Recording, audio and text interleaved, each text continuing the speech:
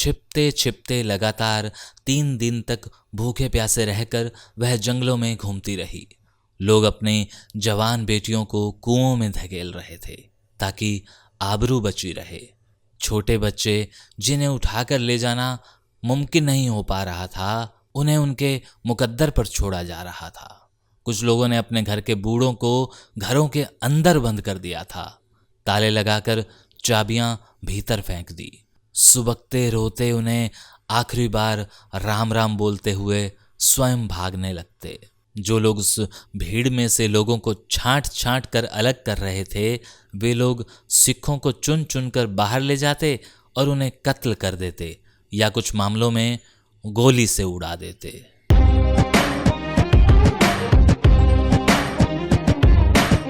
मीरपुर की चीखें। वह 92 वर्ष की थी। अपने सहयात्री से बातचीत के मध्य उन्होंने इसका संकेत दिया था। अनायास अपनी साथ वाली सीट पर बैठे व्यक्ति से बातचीत शुरू हुई। यह रेल यात्रा थी दिल्ली से चंडीगढ़ तक। तीसरी सीट पर मैं था। मेरे हाथ में एक किताब थी। मैं उसे पढ़ने लगा, मगर जल्द ही मेरे कान उन दिनों की गुफ्तगू पर केंद्रित हो गए। दोनों भारत पाक विभाजन पर बातें कर रहे थे। वृद्धा पूछ रही थी, क्या तुम थके नहीं 70 वर्ष पुरानी बातें सुनते हुए? मैं लगातार बोल रही हूं, तुम लगातार सुन रहे हो। मुझे लगा नहीं तुम ऊब रहे हो, मगर अब हम लोगों को वही बातें दोहराते हुए ऊबना चाहिए। मगर जब भी जहां भी बात चलती है, सिलसिला थमता नहीं। दोनों नहीं थकते, न सुनने वाला न सुनाने वाला। बहरहाल सारी बातें विवरण से बता पाना मुश्किल होता है। मैं उस बातचीत की मुख्य बातें लिपिबद्ध कर रहा हूं। विभाजन के समय वह लगभग 19 वर्ष की थी और वह शादीशुदा थी। उन दिनों शादियां बड़े घरों में जल्दी हो जाती थी। वह और उसका परिवार मीरपुर में रहता था। अब तो इलाका पाक अधिकृत कश्मीर का हिस्सा है। यह किस्सा नवंबर 1947 का है। तब तक बहुत कुछ घट चुका था। मीरपुर कैसे बचा रहा 3 माह तक, यह स्पष्ट नहीं था। बहरहाल शेष भारत पाकिस्तान के दंगों की खबरें वहां देर से पहुंची। वैसे भी इलाके पर सद्भाव थोड़ा ज्यादा था।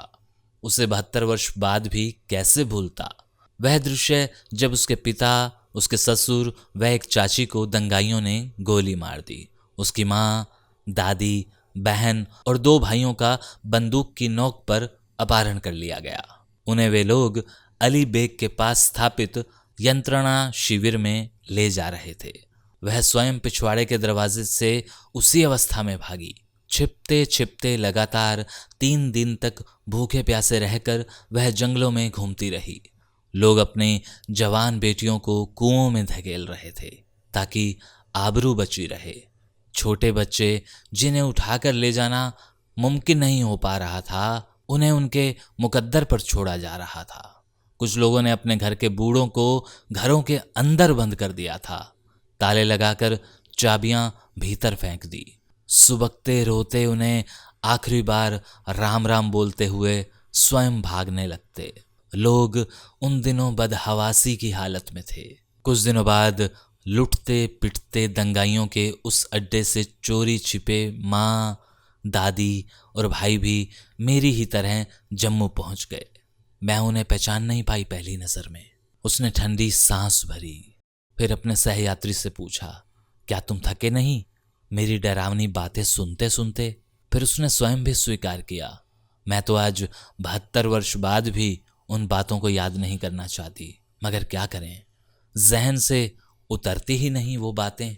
मीरपुर के बारे में बहुत कुछ सुन चुका था, मगर मैं उन दिनों की बातों को सुनते वक्त दूसरी दिशा में देख रहा था ताकि वे अपनी बातें जारी रख सकें।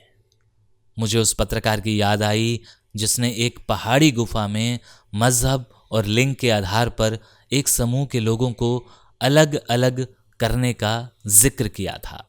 जो लोग उस भीड़ में से लोगों को छांट छांट कर अलग कर रहे थे, वे लोग सिखों को चुन चुन कर बाहर ले जाते और उन्हें कत्ल कर देते या कुछ मामलों में गोली से उड़ा देते। उस घटना के चश्मदीद गवाहों के साथ बाद में साक्षात्कार लेने वाले पत्रकार ने अपनी रिपोर्ट में बताया था कि अपने बच्चों को जुल्म का शिकार करने से बचाने के लिए कुछ सिखों ने अपने बच्चों के केश अपनी किरपाण से ही काट दिए थे। ऐसा कुछ हुआ था मीरपुर के उस इलाके में, जहां का मैंने सिर्फ और सिर्फ एक ही इंटरव्यू किया है, और वो है सरदार तीरथ सिंह जी का, जो बताते हैं कि वो इतने अमीर थे कि उनके घर पर नौकरों की लाइनें लगती थी। और ये आर्टिकल भी हमेशा की तरह डॉक्टर चंद्रत्रिखा साहब की कलम से। शुक्रिया। साडी मासी जिहड़ी सी ਉਹ जेल में रहंदी सी, मशीन महल्ले जेलम दरिया ਦੇ ਉੱਪਰ। ਉਹ ਵੀ ਯਾਦ ਹੈ जेलम दरिया ਦੇ ਜੇ ਕੰਢੇ ਉੱਤੇ ਜਿਹੜੀ ਨੌਕਾ ਹੁੰਦੀ ਸੀ, ਨੌਕਰ ਪਕੜ ਕੇ ਤੇ ਤੈਰਨਾ ਸਿੱਖਿਆ। ਉਹਨਾਂ ਦਾਇਰਿਆਂ ਵਿੱਚ ਅਸਾਂ ਖੇਲਣਾ ਸਿੱਖਿਆ। ਉਹਨਾਂ ਟੋਭਿਆਂ ਜਿਹੜੇ ਜਿਸ ਨੂੰ ਖੇਲਣਾ ਚੁੱਕਿਆ। ਉਸ ਤਲਾਬ ਦੇ ਵਿੱਚ ਬਾਬੇ ਦੀ ਇੱਕ ਕੜਾ ਕੋੜੀਆਂ ਜੋ ਦੇਖੀਆਂ।